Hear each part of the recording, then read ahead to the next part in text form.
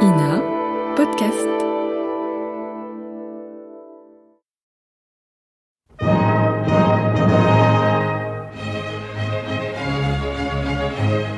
Bon baiser de partout.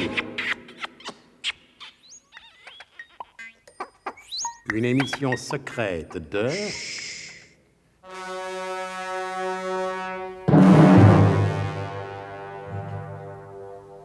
Donc, ayant raté de peu l'atterrissage en 1972, puisqu'il se retrouve en 1971, le colonel Hubert de Guerlas et ses bras droits préférés partent pour la Guyane, où se trouve la base biglotronique secrète. Ils comptent sur le biglotron pour grignoter les quelques mois qui les séparent de 1972. Ouais. Bon, voyez-vous quelque chose à ajouter? Ah, non, je pense que nous pouvons entrer dans le vif du sujet, mais... Tenez, par exemple, en assistant à Cayenne à la rencontre de deux Albert Tunoulet. Eh oui. Celui qui a voyagé à travers les siècles et l'autre. Celui qui est en 1971 le correspondant du SDUC dans notre beau département d'outre-mer.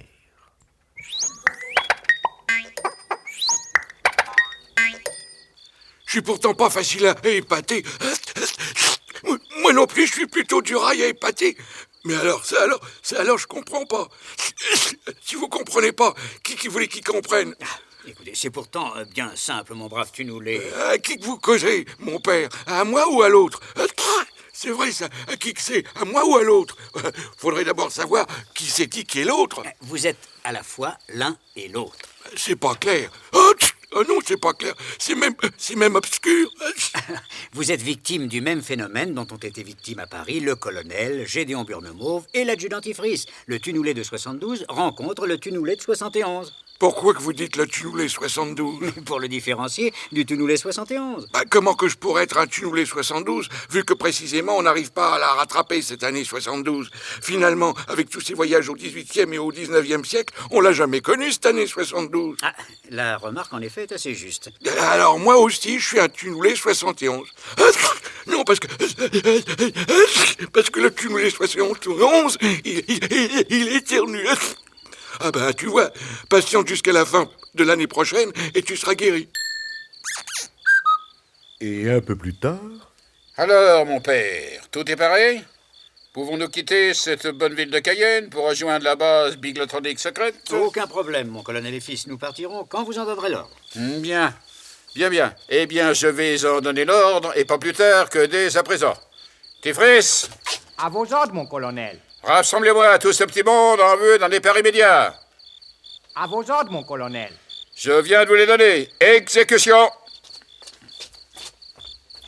Une précision, s'il vous plaît, mon colonel et fils. Je vous en prie, mon père, je vous écoute. À la suite des circonstances que vous savez, nous nous trouvons en présence de deux Albert Tunoulet.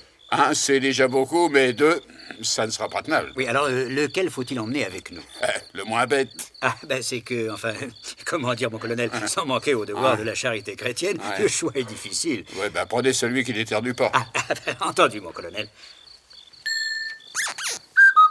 Et pendant ce temps-là, c'est-à-dire quelques instants avant de monter dans l'hélicoptère secret qui doit les conduire à la base secrète, Slalom Jérémy Ménerlache donne quelques explications à Gédéon Burnemauve.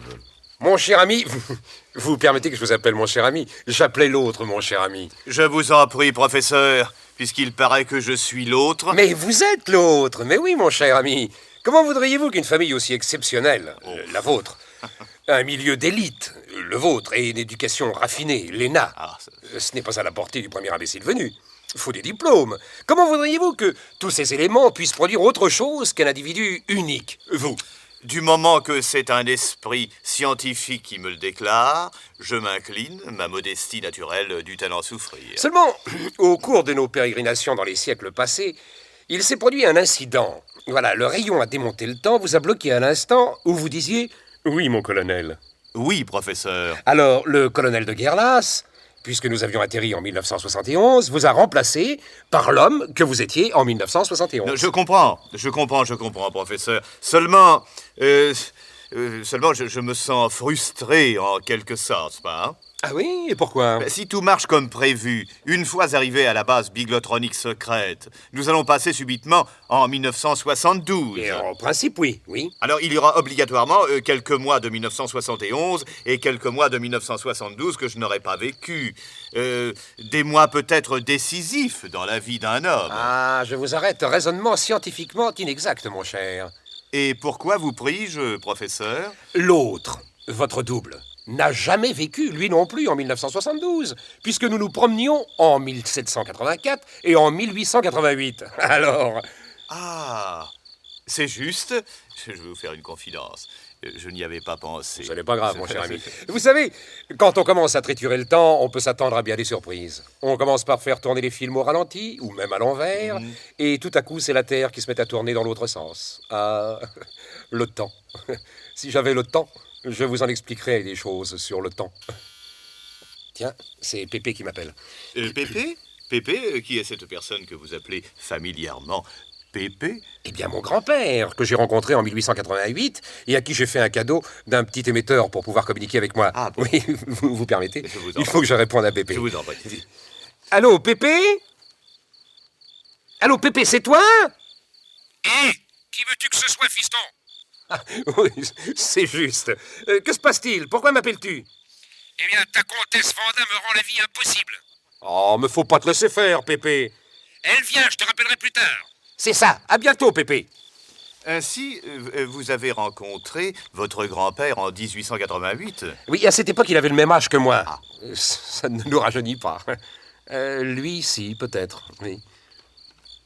Attention, attention. Ah, je crois que monsieur votre grand-père veut entrer à nouveau en communication avec vous. Ah non, non, non. Ça, c'est le haut-parleur de l'aérodrome.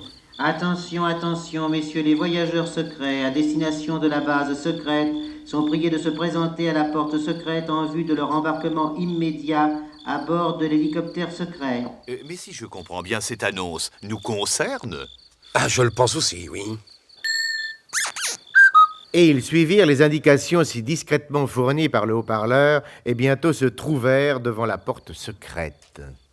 Ah, vous voilà, professeur, il ne manquait plus que vous. Je ne vois pas Mademoiselle Trouscotte ni cette délicieuse Émilienne Le Harpon. Nous sommes là, professeur! Ce que je n'arrive pas à savoir, mon cher Burnemauve, c'est quelle est la Mademoiselle Trouscotte qui fait partie du voyage? Celle de 71 ou bien l'autre? Je suppose que c'est comme pour moi. Ça n'a aucune importance du moment qu'il y a une Mademoiselle Trouscotte. Ouh, mais la différence est énorme, croyez-moi, mon cher. Je les connais bien toutes les deux. Il y en a une qui a fait ça pour la France, et ça se voyait, tandis que l'autre y avait pris goût. Et quel goût! Absolument exquis. Hé, vous avez tout au parachute? Quel parachute, mon colonel? Bah quoi, au parachute, hein, c'est clair, non? Je trouve pas, mon colonel. Et toutes ces années qui passent, c'est pas toujours dans le même sens.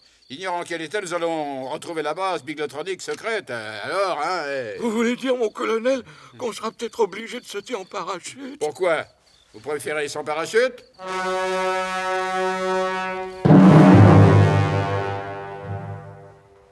Dans quel état nos amis vont-ils retrouver la base biglotronique secrète? Pourquoi l'adjudant-dentifrice n'est-il pas plus bavard?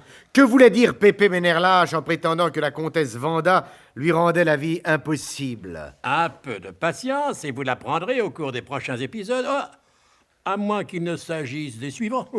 De notre grand feuilleton de suspense et d'espionnage. Bon baiser de partout!